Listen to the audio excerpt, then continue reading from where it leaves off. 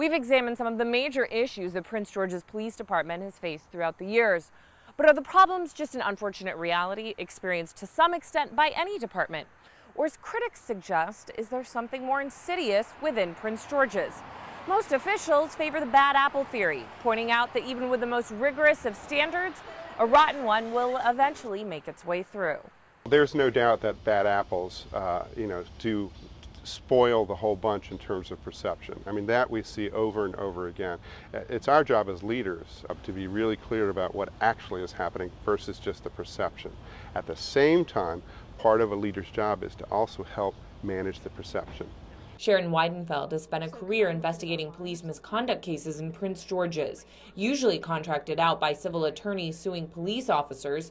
She says she's seen enough to know the issue is too deep to be brushed off as a necessary evil. The politicians and the people that run this county seem to love to use the phrase bad apples. I think that everybody should take real exception to that phrase. These aren't pieces of fruit that we're talking about. These are people with guns. These are people with weapons. These are people that can take away somebody's freedom and take away somebody's life. They're not bad apples. They're bad police officers that are doing bad things to people. As the county's director of public safety, Vernon Herron oversees the PGPD. He concedes that at one point, the problems of the department were too glaring to ignore. Not the rotten apple. It's the barrel that's rotten. Years ago, there was a perception that the entire Prince George's County Police Department was a rotten barrel. And regardless of how many good people you hired to be in the police department, once you throw them in that barrel, then they become rotten also. Not everyone agrees with that assessment. Former FOP President Laney Hester recalls the department much differently during his tenure as an officer from 1968 to 85. The issue of blanket condemnation of this police department or its officers is crazy. As we examined in earlier segments, very few police misconduct cases end up in convictions. From both sides of the argument, there seems to be agreement that the natural culture within the police department is to protect its own. There's a bit of a paranoia that is implicit in that job. The thin blue line kind of notion that we're there standing between the community and absolute lawlessness. I don't think that's appropriate, but that's certainly the way they think about it. There's a lot of them, I think they get into the mentality of they feel like that's what makes them fit in, and almost, I really think, like a gang mentality, just like you hear about the Bloods and MS-13 and other gangs. I think the police department has that gang mentality in some respects. Recently retired Police Chief Melvin High doesn't deny the existence of a certain code of silence within the department, but says it's no different than any close-knit group of coworkers, and claims it does not hinder police accountability. Whatever the organization, people are supportive of their friends, family, and colleagues. What I'm asked to do is to ensure the integrity and credibility of this agency. When complaints come to my attention, we have good investigative processes that are designed to explore the issues, the allegations, and to determine what the true facts of those matters are. Weidenfeld says that in reality, the so-called thin blue line is actually quite thick. They are not cooperative with me. They're not cooperative with the plaintiff's attorneys. I think the police department feels like it's them against the world. Nobody understands them. Nobody walks in their shoes. And it's true. I mean, we don't walk in their shoes, but with that kind of mentality, they can never blend in with the community. The stuff of many a popular TV series or blockbuster movie, the fabled brotherhood of a police department serves as a symbol of rare camaraderie to Flo Hendershot, a teacher and mother of a Prince George's police officer. There are lots of professions where someone gets a bad headline and his colleagues are scattering like cockroaches with the light turned on. I think perhaps it's that sense that we're in this together, and maybe this is all we have because the community kind of doesn't really like us. As former state's attorney, County Executive Jack Johnson says he's quite familiar with the reticence of many officers to testify against their colleagues. It's important that they have loyalty and fidelity to each other, but at the same time, understanding that the loyalty to the department has to be greater, and that if officers cannot cut the mustard, you might say, it's better for everybody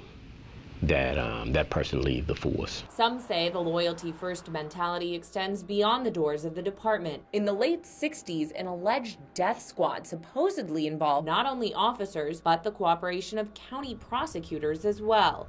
According to a series of reports by the Washington Post in 1979, a group of Prince George's officers set up robberies in order to impart a sort of vigilante justice upon the suspects, ultimately leading to the deaths of 2 men. State's Attorney Arthur Bud Marshall and a colleague were accused of conspiring with the officers. All were later cleared of any wrongdoing. It's the sort of thing that I'm never really quite certain what the truth was. But looking back on it, would you say that there was probably some level of impropriety involved? Probably so, yeah. On the part of the police department? On the part of the police, yeah. Terry Roberts and Chris Griffiths represented the victim of one of the most infamous cases of police brutality in Prince George's, Jeffrey Gilbert. Mistakenly believed to be the killer of County Officer John Novobilski, his lawyers say Gilbert nearly died in 1995 after a law enforcement team was shown pictures of Novobilski's bullet-ridden body before breaking into the room where Gilbert was sleeping with his girlfriend. The officers claim Gilbert violently resisted arrest. Sharon Weidenfeld worked on the case and says that's impossible. How a naked man asleep is going to violently resist 6 to 12 SWAT officers in a small bedroom where his girlfriend is screaming and hiding in the closet. I don't know how that person violently resists arrest. Gilbert spent several days in the hospital, where his attorneys recall workers dubbing him basketball head due to the excessive swelling in his face. Novobilski's real killer, Ralph McLean, was found dead 1 month later after shooting an FBI agent.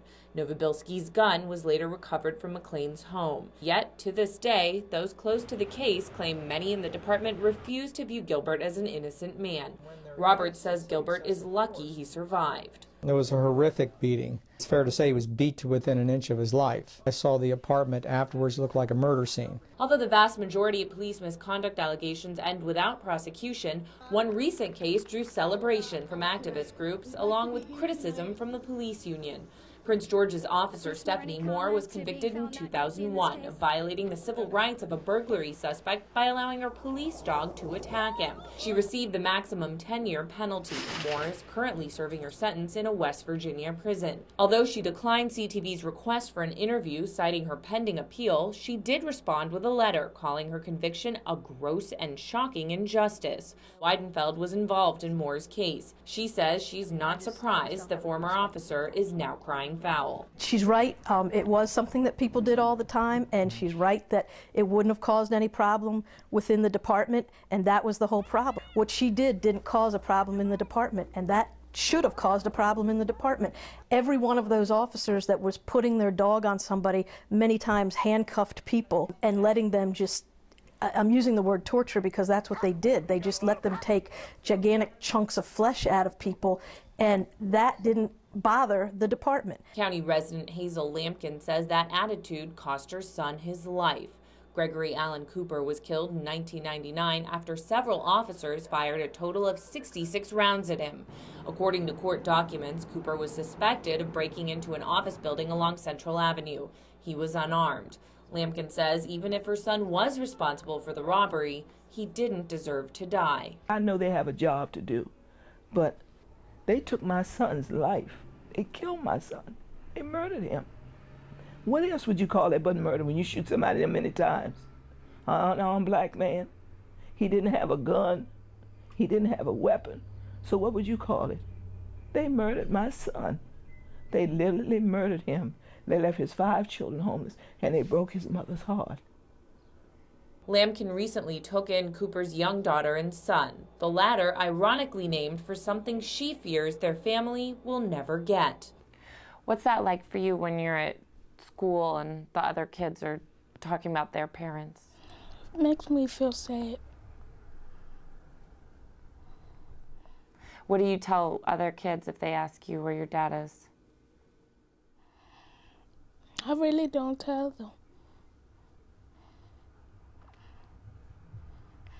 Whether the reason is one bad seed or the strong bonds of all officers, Speaking out against a comrade is a sin viewed as worse than misconduct, according to Weidenfeld. If you're an officer and you see somebody else doing something wrong and you report that, and there have been cases of it, those officers have been ostracized. If you're getting on your radio, you need to know that there's other officers that are going to back you up. So officers are very reluctant to come out and say anything, and those that have had a hard way to go once they did come out. Are the proven cases of police brutality in Prince George's simply isolated situations?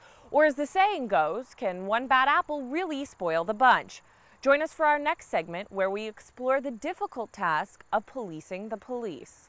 Until then, I'm Saadia Van Winkle for CTV News.